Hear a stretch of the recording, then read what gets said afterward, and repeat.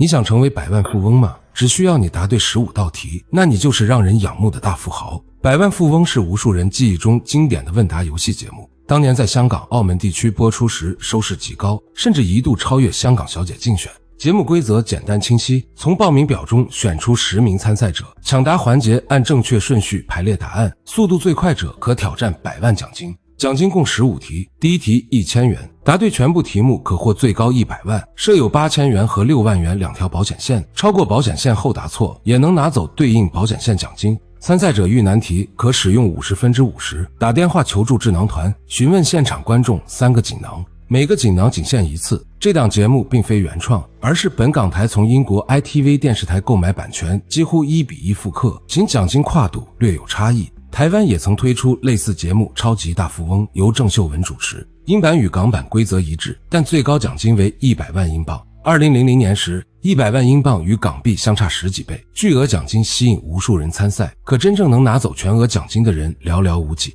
2001年，英国皇家少校查尔斯·英格拉姆凭借惊人表现，成功答对全部15题，成为节目史上极少数拿下100万英镑的选手。然而，这期节目从未播出，节目组更是直接取消兑现支票，原因是查尔斯在比赛中作弊。作弊事件要从查尔斯的参赛过程说起。首轮抢答环节，他与其他7名选手同台竞争，最终以 3.97 秒的惊人速度胜出，获得挑战资格。为备战比赛，查尔斯每天都会在自制答题器上训练20分钟。比赛前期，他答题果断，前4题毫无悬念答对，第5题稍作犹豫也顺利过关。第6题，他使用询问现场观众锦囊，在观众帮助下答对。来到第7题，奖金达到2000英镑，已跨过第1条保险线，即便后续答错，也能保底拿走1000英镑。第7题，查尔斯使用第2个锦囊打电话求助朋友，再次答对。此时3个锦囊仅剩1个，剩余题目难度越来越高，所有人都不看好他能冲击100万奖金。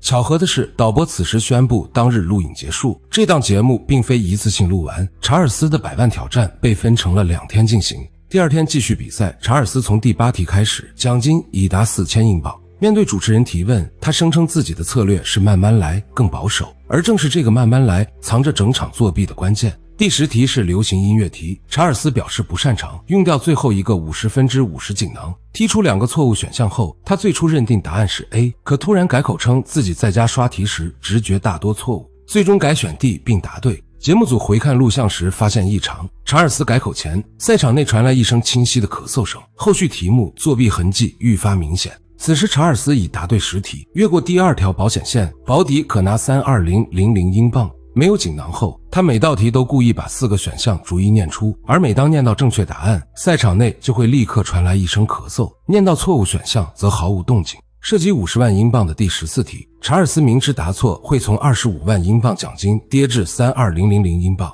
却执意继续答题，完全不符合正常人逻辑。他依旧逐一念出选项，咳嗽声精准落在正确答案后再次答对。最后一题100万英镑终极问答，查尔斯依旧表示不清楚答案，却不顾主持人劝阻，冒着损失46.8万英镑的风险继续挑战。和之前一样，咳嗽声在他念到正确选项 A 时准时响起，他顺利答对，拿下100万英镑。节目组很快锁定了咳嗽声的来源，赛场抢答题区的参赛者特克温。特克温是大学讲师，录像中全场192次咳嗽里，有32次来自抢答区，19次清晰的与查尔斯念出的正确答案同步。电视台随即将查尔斯、他的妻子以及特克温一同告上法庭，并提交3大证据：一是录像中高度同步的咳嗽声，二是工作人员在赛后更衣室听到查尔斯夫妇争执，疑似妻子埋怨他作弊过于明显；三是同场参赛者莱瑞作证，咳嗽明显是在为查尔斯提示答案。被告方则极力反驳，查尔斯称自己犹豫是为节目效果，改口是受观众惊呼声影响。特克温辩称自己患有花粉和灰尘过敏，咳嗽只是巧合，面对他人咳嗽不合礼仪，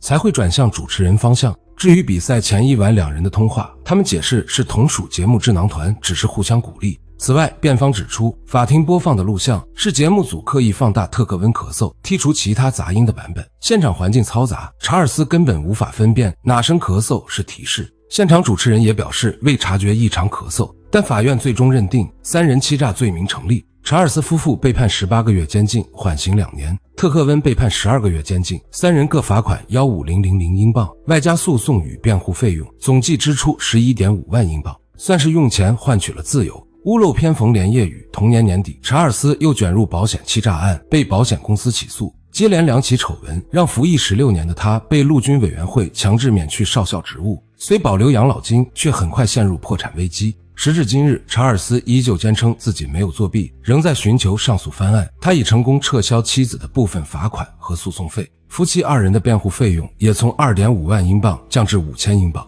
但当年的作弊罪名始终未能洗清。这起百万富翁作弊案成为英国综艺史上最轰动的丑闻之一，一声咳嗽换来的100万英镑最终让3名当事人身败名裂，也让这档经典节目多了一段充满争议的传奇往事。